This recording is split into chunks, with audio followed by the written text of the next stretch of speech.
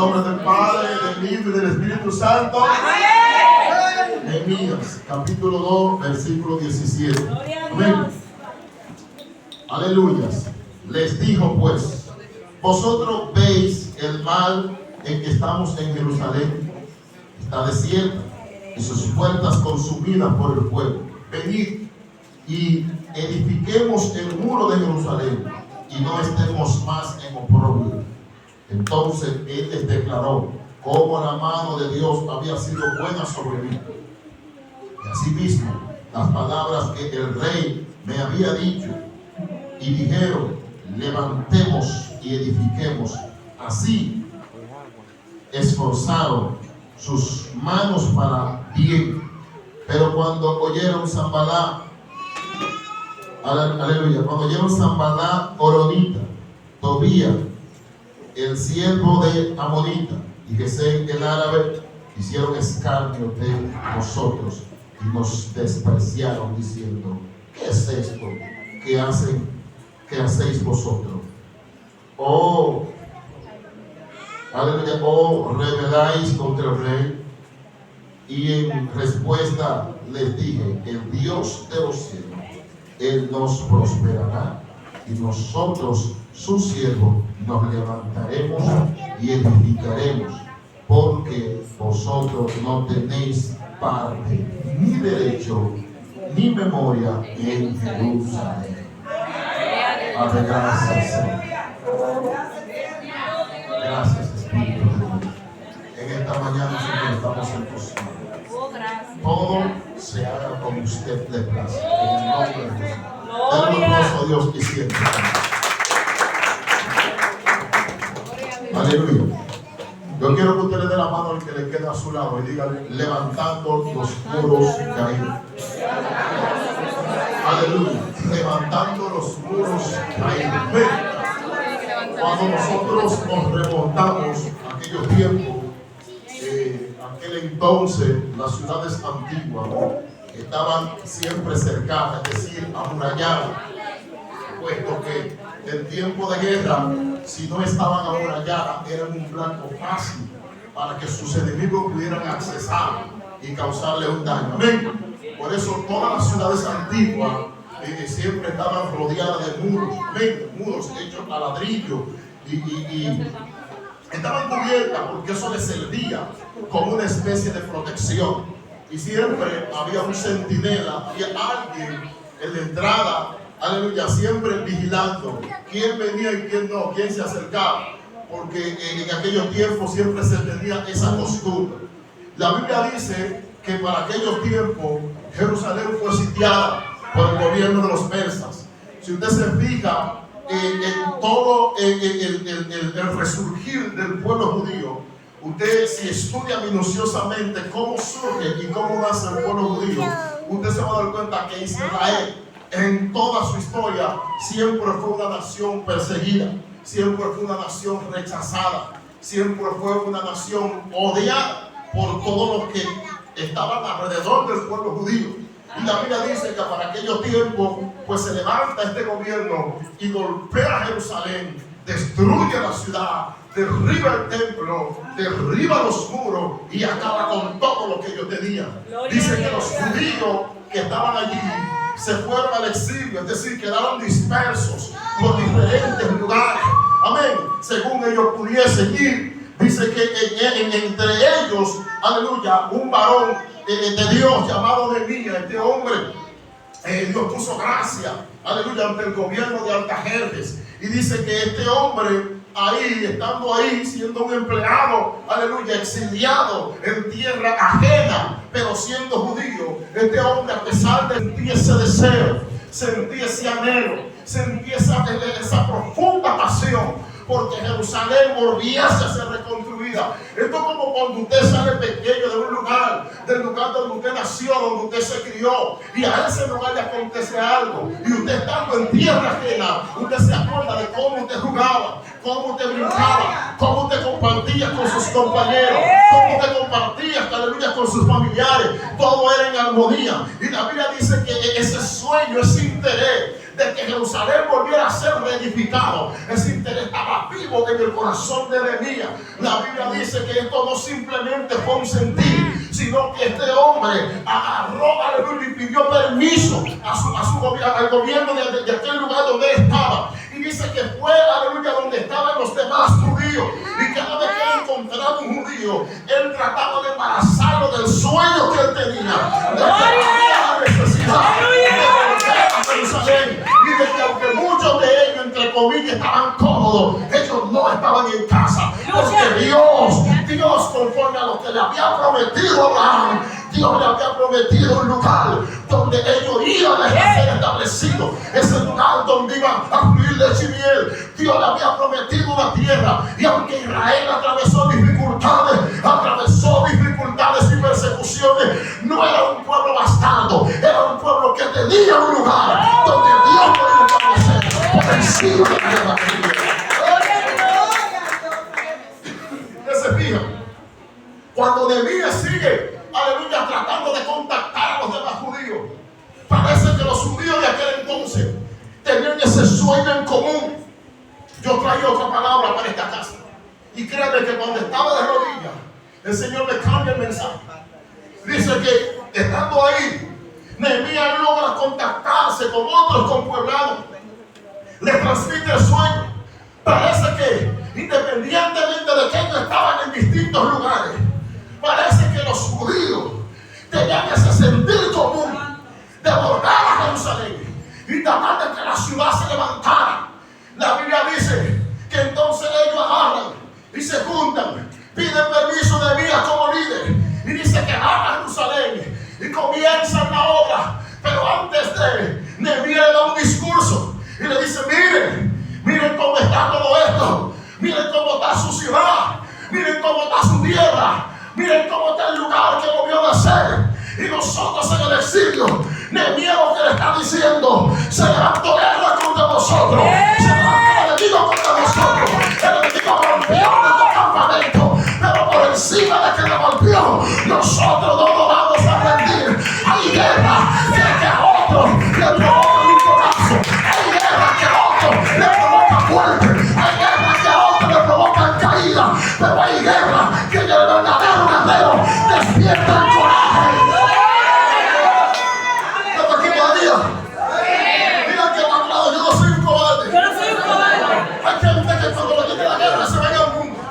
Hay gente que cuando le viene guerra se enfría. Hay gente que cuando le viene guerra dejan de orar. Hay gente que cuando le viene guerra abandonan lo que Dios le dijo. Hay gente que cuando le viene guerra se le olvidó que tiempos atrás Dios había hablado a través de una propuesta que había algo glorioso. Y cuando se levantó la guerra fue tan fuerte que la gente se le olvidó lo que Dios había dicho. Pero vemos en Nehemías un hombre diferente que vio guerra, vio destrucción, pero por encima de eso, este hombre sabía que el Dios de los cielos no se limitaba a un fracaso. ¿Cómo hay alguien vive de tu peor guerra? Dile, tu peor guerra puede ser tu mejor entrenamiento. Dile, tu peor guerra puede desatar en ti un guerrero y la guerrera que tú nunca pensaste ni soñaste ser. Señores, las guerras son las que nos califican, no las que decimos en el altar, no es lo que hablamos aquí con la boca. Son las situaciones que el Eterno nos permite vivir, las que dan a conocer qué somos y qué no somos. Son las que dicen de qué vamos hechos, si somos marfil o somos oro, si somos guerreros o somos cobardes, si somos genuinos o somos bulteros. Siempre de esta casa toca a alguien que le toca bueno. Dile, ¿por qué hay guerra? Hay guerras que no vienen para matar. Hay guerras que vienen para pulirte. Por eso cada cierto tiempo hay ministerios que son procesados. Los pastores somos procesados. Los evangelistas son procesados. Las adoradoras son procesadas. Todo el que profesa un llamado y tiene un ministerio de parte de Dios, llega un momento dado donde ese llamado tiene que ser procesado. Dios procesa con el único objetivo de promover. Dile a alguien: Dios no te procesa para que te caigas. Dile, Dios no te procesa para que te mueras. Dios no te procesa para que te enfermes. Dios no te procesa para que te descargues. El problema es que aquí hay un grupito de gente que parece que le enseñaron el evangelio mal. En estos últimos tiempos, yo he visto gente que danza, que salta, que brinca, que habla lengua, pero cuando se le presenta una dificultad, usted ve que se desploma. Yo no me he encontrado en la Biblia, en 22 años que está viviendo camino, donde la Biblia dice que no iba a ser fácil, donde la Biblia dice que no iban a criticar, donde la Biblia dice que no iba a haber guerra, donde la Biblia dice que no iba a haber levantamiento. Hay gente que tiene que sacarse eso de la cabeza. Esto es guerra, aquí hay levantamiento, aquí hay lágrimas, aquí se llora, aquí se sufre, aquí a veces uno le da esa baja de desaparecer, pero por encima de todo eso, Dios es fiel.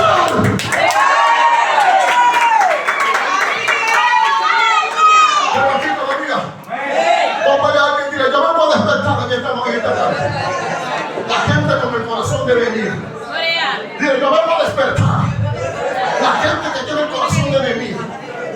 Porque hay gente que se acostumbraron a ser evangélicos en un solo tiempo. En el tiempo de abundancia, en el tiempo de la paz, en el tiempo de la prosperidad, en el tiempo de la calma, cuando todo estaba bien. Pero cuando llegó la guerra, se fue la apariencia. Cuando llegó la guerra, se fue la apariencia. Por eso fue que Nehemías, en tiempo cuando aparentemente no se podía, y cuando todo, humanamente hablando, según la lógica, cuando todo aparentaba ser imposible, este hombre dice, donde otros veían destrucción, donde otros veían escombro, ay, yo siento a Dios en este día. Oh my God, aguántame ahí, donde otros no veían futuro, donde otros veían basura, donde otros veían fracaso allá, donde otros veían muerte.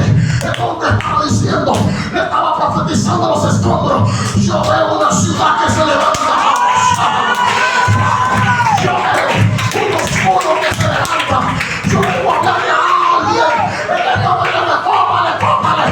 Dile, aunque tu proceso sea duro, dile que Dios no me aguarde. Dile, todavía yo sigo creyendo.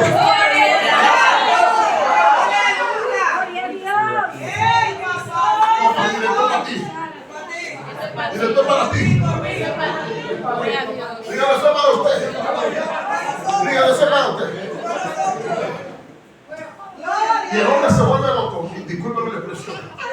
Porque hay cosas que a nosotros los pentecostales se nos zafan en los altares. Y la gente dice, mira qué antiético. El hombre se vuelve loco y busca a la gente que veía como él. Porque el problema de mucha gente fue que se juntó con gente estéril. Con gente que no oyen como tú. Con gente que no ven como tú. Con gente que no caminan como tú caminas. Con gente que no tienen tu lenguaje. Y ese tipo de gente, por lógica, como que no encaja en tu propósito y en tu llamado. Por eso hay un momento dado en la vida del ministro donde a veces hay que sacudirse. Porque llega un momento tal donde uno tiene que conocer y entender de quién o de qué o de quiénes uno está rodeado. Por eso cuando Nehemías va y contacta a los judíos, los contactó en el peor momento. En el momento donde ellos estaban en el exilio. En el momento donde Israel, donde Jerusalén simplemente era escombro y basura y montones de piedra. Y él está diciendo, sobre ese escombro, sobre esa basura, sobre ese montón de peñones, y yo con la mano de Dios obrar. Yo me imagino a algunos judíos diciendo, será difícil, ay, no va a ser fácil, pero todos creían. El problema de esta generación es que muchas veces no ha entendido que el hombre que Dios llama al altar a veces tiene una visión más profunda y más allá de lo que está de aquel lado. Hay gente que no entienden que cuando Dios le da una visión un poquito loca al líder, no es momento para cuestionarla, es momento para unirse a esa visión. Porque hay cosas en Dios que no se cuestionan. Hay cosas en Dios que lo que hay que emprenderlas, caerle arriba, entrarle a eso, como dice. Por eso me gustó la actitud de los judíos. Esta gente inmediatamente, Nehemías le habla lo que le habla, van, se reúnen en el lugar de la catástrofe, en el lugar de la caída,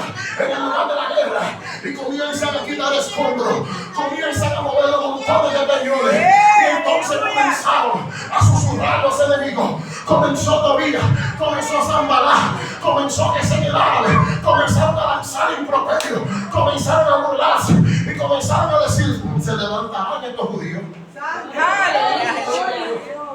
Oye lo que está diciendo el mundo de la Biblia. Se levantará ella después del golpe que le dio. Se levantará después de la guerra que le hice. Y los enemigos de Jerusalén estaban pendientes. Levantarán del polvo el montón de escombros que está derribado. Y dice que ellos comenzaron a burlarse. Pero el hombre que Dios llama en tiempo de guerra tiene una característica única. Él ve lo que Dios quiere que vea. Y él oye lo que Dios quiere que oye. Porque en tiempo de guerra hay muchas voces. Y a todas las voces no se le puede hacer caso. Yo aprendí algo en estos días que me dejó perplejo. Y lo que yo aprendí en estos días que me dejó perplejo fue una anécdota. O no sé si fue una historia de manera real. Pero tiene tanto sentido esa historia que cuando yo la leí quedé impactado. Dice que había un doctor. El hombre parece que le gustaba sembrar. Y dice que él está en su casa, en todo su campo, su zona, aleluya, donde él vivía, y comienza a sembrar árboles. Escuche esto. Y cuando él comienza a sembrar árboles, el hombre de lejos, hay un vecino que lo está observando. El vecino va y se acerca a él y le dice: doctor, con todo respeto, yo veo que usted lleva tiempo sembrando árboles y siembra árboles y siembra árboles. Pero los árboles que usted siembra, yo nunca he visto que usted se ha tomado el momento de echarle agua. Y yo veo que usted solamente siembra. Él le dice a ellos: sí tienen agua. Pero él dice: pero es que yo nunca le he visto a usted echarle agua. Entonces él se separan, termina la conversación. La historia cuenta que tiempo después, aquel hombre que cuestionó al doctor se fue de la ciudad. Cuando él se va de la ciudad, al tiempo él regresa. Y cuando él regresa a la ciudad, él ve los árboles de la ciudad, el área del parque, bien bonita, con todos los árboles que habían sembrado. Estaban bien bonitos, pero los árboles que había sembrado el doctor también habían crecido, pero no tenían la apariencia o el esplendor que tenían los árboles de la ciudad. Y el va y lo encara y le dice: mira lo bonito que dan esos árboles, mira lo bonito que están esas ramas, pero mire cómo están los árboles que usted sembró. Entonces el hombre no le hace caso. Dice que días después viene un ventarrón, se levanta un ciclón. Cuando el ciclón se levanta, el ciclón agarra y arranca todos los árboles de la ciudad. Y a los árboles que sembró el doctor simplemente le llevó las hojas, pero quedaron todos de pie. Cuando el hombre ve esta situación, va corriendo donde el doctor y le dice: explíqueme, ¿qué fue lo que pasó? Que los árboles que usted sembró, todos se quedaron plantados, a pesar de que no tenían una bonita apariencia. Pero todos los árboles de la ciudad que gozaban de una apariencia hermosa se fueron donde el ventarrón. Él le dice: cuando tú plantas un árbol y tú constantemente le echas agua, ese árbol se cría abajo y no profundiza sus raíces en la tierra. Porque es resistente de lo que tú le echas, es seguro de lo que tú le das. Pero cuando tú siembras un árbol y lo cuidas y no le echas agua constantemente, ese árbol se ve obligado a cavar, a profundizar sus raíces, porque él no se va a dejar morir. Vamos a mirar aquí todavía. Hay proceso que en vez de matarnos, lo capacitan y lo entregan. Por eso hay gente que en vez de un proceso pastoral no se puede ayudar mucho. Lucha. Vamos a orar por ellos, vamos a cuidarlo, vamos a decirle: Dios está contigo, Dios te ama. Pero hay gente que en medio del proceso hay que dejarlo que crezca. Porque muchas veces no son las experiencias o los consejos de nosotros los pastores que hacen crecer los miembros. Un buen líder siempre va a velar por el cuidado de sus ovejas. Un buen pastor siempre va a llorar y va a estar contigo en todo momento. Pero el pastor no da crecimiento. Lo que da crecimiento son experiencias personales.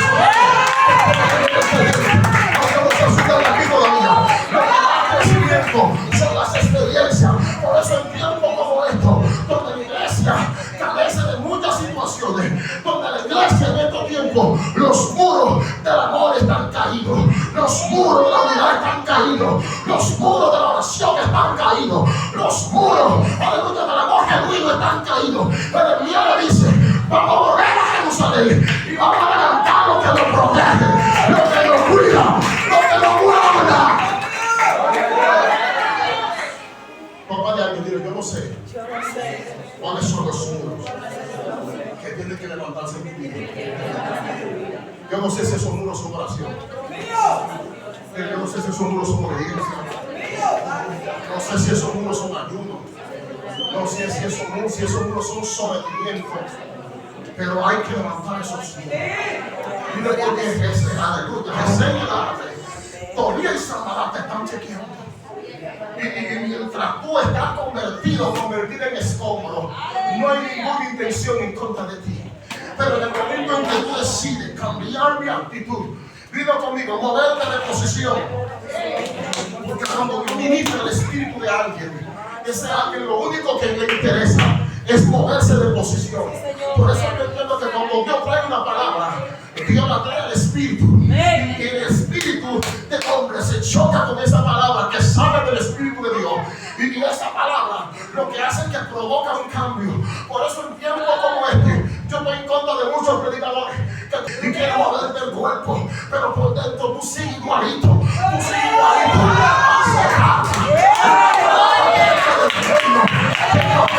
Señores, en tiempos como esto, estamos hartos de que nos sacudan el cuerpo. Hace falta palabras que sacudan el alma. ¡Aquí todavía! ¿Cómo puede entender esto para ti? Aleluya. Y Nehemías lo llama y le dice, vamos a agarrar, vamos a levantar los muros. Y dice que entonces Tobías, Gesem, Eladar y Sanballat comenzaron a conspirar y a lanzar improperios, burlas, insultos, palabras negativas, escarnios, burlas, improperios, palabras negativas, insultos, todo ese tipo de situaciones. Porque ellos habían menospreciado a los judíos, pero ellos no sabían que independientemente de la voluntad permisiva de Dios en el pueblo judío, Dios nunca iba a dejar a su pueblo huérfano. Lo que pasa es que hay un momento donde todo hijo necesita que el padre le quite a veces la cobertura para que ese hijo entonces recapacite, se ajuste, se alinee y camine como debe caminar.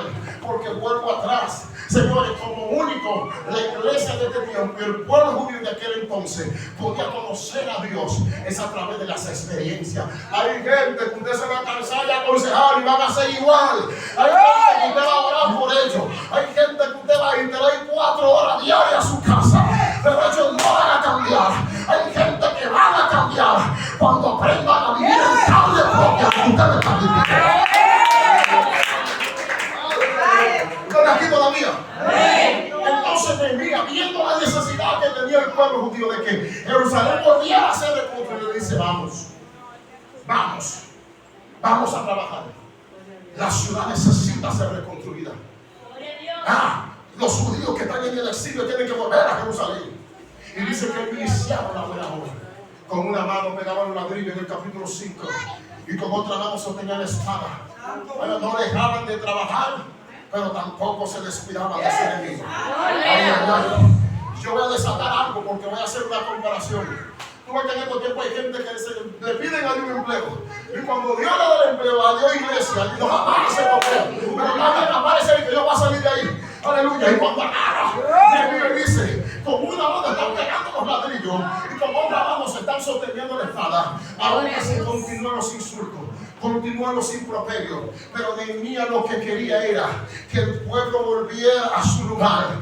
Porque conforme a lo que Dios le había prometido a Abraham, conforme a la promesa que reposaba sobre Isaac, Israel no iba a ser un pueblo bastardo. Israel tenía un lugar de origen, tenía un lugar de destino, tenía un lugar donde ellos iban a sentar y ahí Dios iba a prosperar. Aleluya. Y por la guerra que hubo hace 70 y pico de años, Israel fue constituido en un estado libre. Pero ¿qué pasó? Hubo un esfuerzo del pueblo, hubo una unidad de parte del pueblo, y eso es lo que hace falta. Porque a veces en las iglesias hay mucha guerra, pero hay 2 o 3 que están en la visión, pero hay 4 o 5 que están mirando para los lados, y así no se puede. Por eso Nehemías le dijo, el no es mío como líder, no es ella como pastora, no es él como pastor, es de todo. Ahí tú dices a levantar los muros que protegen la iglesia.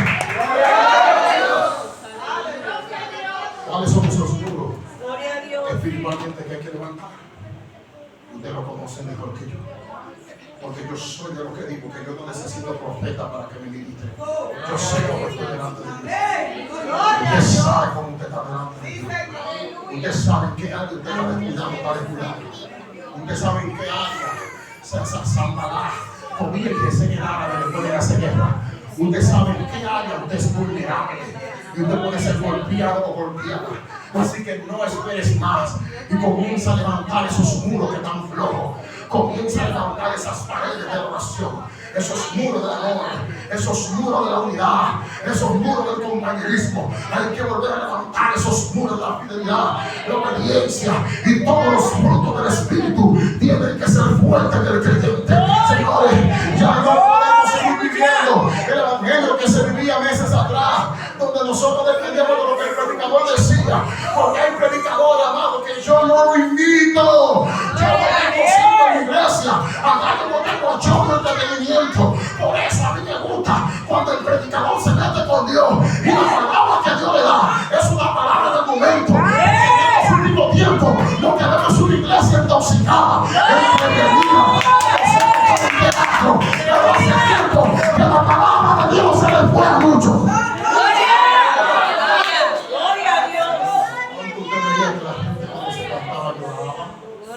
La culpa no es de los predicadores del todo. La culpa es de la iglesia que ha dejado de orar para depender de lo que el predicador viene y dice aquí en el púlpito. Y si el predicador dice, no, él se sacude. Y cuando la ven por allá, el predicador dice, mira, ve un espada. No, amado. Venga acá. Pero en su casa no oran ni 2 ni 3 horas. No sacan tiempo para leer la Biblia. Porque si usted va a depender de todo lo que el otro diga, porque usted no tiene raíz y usted cualquier viento lo mueve. Tiene que tener carácter. Había una cosa clara que tenía Nehemías, y era que el hombre sabía qué fue lo que Dios le dijo. Gloria a Dios. Y qué era lo que Dios había sembrado en su vida. El problema de mucha gente es que cuando la palabra de Dios no es fuerte en tu corazón, cualquier profecía barata, cualquier comentario, crítica barata te turba y te saca del propósito, te desenfoca, te descarría. Porque hoy día la gente cree que descarriarse es irse, sentarse en el trabajo y eso no, amado. Descarriarse es desviarse, ya. Y aquí hay gente que se descarría todos los días. Todos los días. Hay gente que se descarriarse es desviarse. Pues así usted cree que descarrió. No, desde que usted criticó a un hermano, usted se descarrió. Desde que usted cometió algo que usted sabe que no tengo, usted se descarrió. Usted tiene que volver a carrearse, es decir, entrar en la verdad. Entonces, hay gente que cree que descarriarse algo al otro mundo. No, hay gente que se descarga el diario, hermano. A ver, usted está aquí. Entonces, la palabra que Dios le envió eran palabras fuertes. Tan fuertes que la guerra no la quitó. Porque cualquier otro, al ver la magnitud de la destrucción que había en Jerusalén, se devuelve. Y dice, yo no voy a inventar nada. Y yo voy a volver a hacerlo otra vez. Cualquiera se devolvía. Y tenía Nehemías un ejército. No. Tenía Nehemías un ejército disponible para contrarrestar a sus enemigos si se levantaban. No. Nehemías tenía pocos hombres, mujeres, niños, pero eran gente que lo que Dios había dicho tiempos atrás era fuerte. En otras palabras, eso se traduce en carácter. Porque hay gente que no tiene carácter. Cualquiera lo duda. Cualquiera lo mueve. Por eso es que a veces me da brega a mis líderes. Porque los líderes yo los capacito. Les doy un taller de liderazgo. Y después se somete a un proceso de observación. Si no califica, no sube. Porque hay gente que a veces lo que hace es dar la congregación. ¿Por qué no lo digo? Entonces la palabra de Dios tiene que ser fuerte en el corazón del líder. Por eso la batalla no doblaron la enemiga. La guerra que hubo anteriormente no lo dobló. Las amenazas del presente no lo doblaron. La crítica haciendo los chismes, la trampa, los falsos comentarios, no lo doblaron. Gloria a Dios. Y hace falta gente así en estos días. Que el sistema no lo doble. Que los comentarios no lo doblen. Gloria a Dios. Y que lo que Dios dijo de ellos sea el norte diario en su vida. Porque